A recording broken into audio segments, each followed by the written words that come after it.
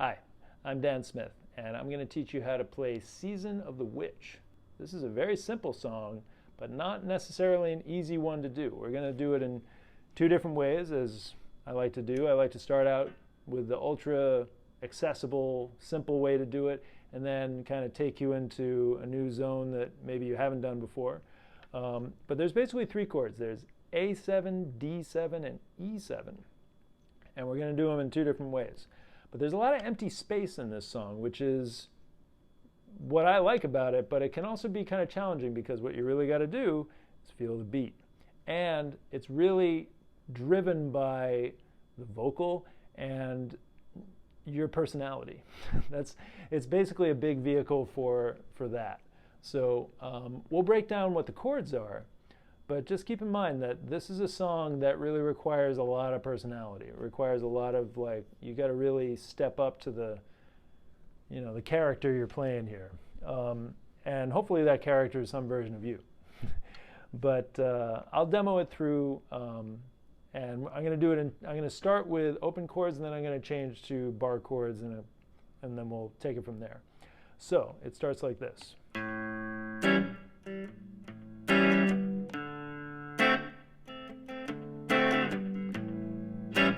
When I look out my window,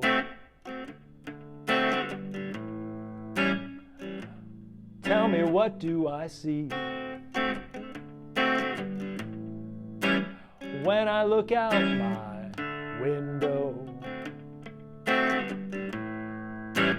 so many different people to be, but it's strange. It's so strange.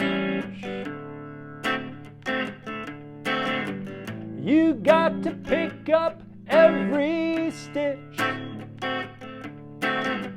You got to pick up every stitch. You got to pick up every stitch.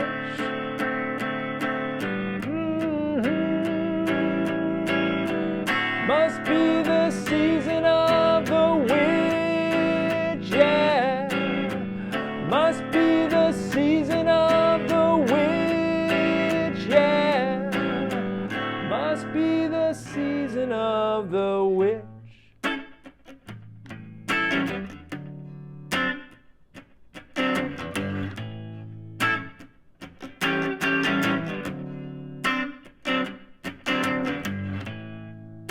When I look over my shoulder, tell me, what do I see? Somebody looking over his shoulder at me. But it's strange. It's so strange. You got to pick up every stitch. Two rabbits running in the ditch. Beatniks are out to make it rich.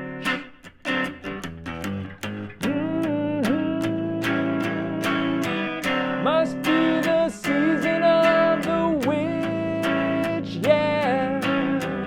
Must be the season of the witch, yeah. Must be the season of the witch. So, there's a lot there to unpack, but let's start with the opening chords. The first chord's an A7th, right? An A7th you're going to play with just your first and second fingers on the fourth string of the second fret and the second string on the second fret. And you play the fifth string for your bass note. And you can just start very simply, just bass note, right? The fifth string's your bass note, and a down strum, 2 times.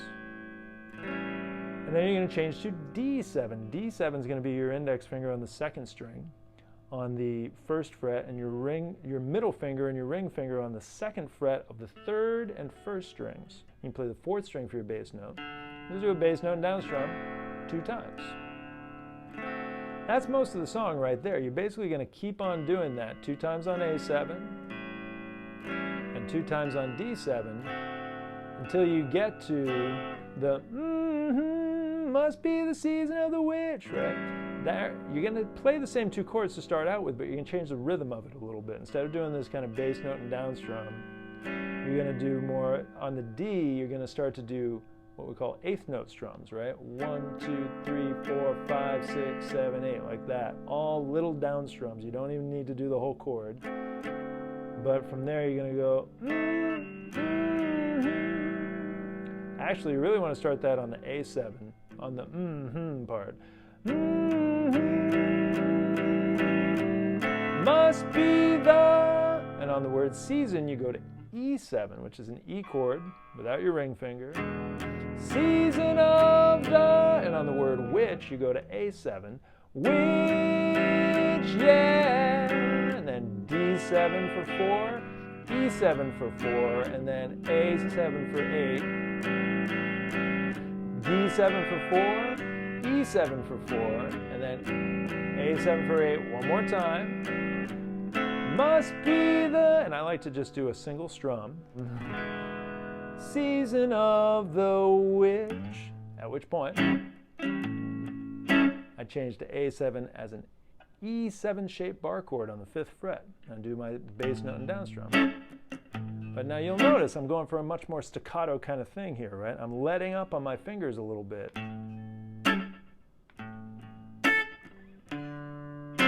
At which point I change to a D7 as a C7 shaped chord. So what does that mean? My index finger is on the 2nd string of the 3rd fret. My middle finger's on the 4th string of the 4th fret. My ring finger's on the 5th string of the 5th fret. And my pinky is down here on the 3rd string of the 5th fret. Think of this as a C chord that you slid up 2 frets and you put your pinky down on the 3rd string. Now the thing is, I'm just playing the middle 4 strings here. So I play my 5th string for my bass note. It's what we call an inside chord. You don't play the 6th or 1st strings. Don't play the 2 outside strings. You just play the inside strings, thus the term inside chord. You play that twice. And then you go back to A7th, which again is an E7 shaped bar chord on the 5th fret. If you're not familiar with how to play bar chords, you should check out my video on how to play bar chords. Assuming you are. Then once you get to the part, right? You're going to change your rhythm again, right? Do all those little 8th note strums just like you did down here. But then you're going to take your D7 chord. Must be the season. And on the word season, you just take that same shape, slide it up 2 frets, and now it's an E7. Same chord you did down here, but this is what's called a different chord voicing. And the good news about this E7, or this particular voicing of it, is you can, if you want to, play all 6 strings. It's a very ringy open chord, which is kind of good for that sort of climactic part of the song, right? Season of the witch, yeah, must be the season of the witch. Obviously a very good song for throwing in a little lead in between there, which we'll get into in future videos. But that's Season of the Witch. It's a very funky song that I don't hear that often, you know, people performing it or whatever. So try it out. They won't be expecting it.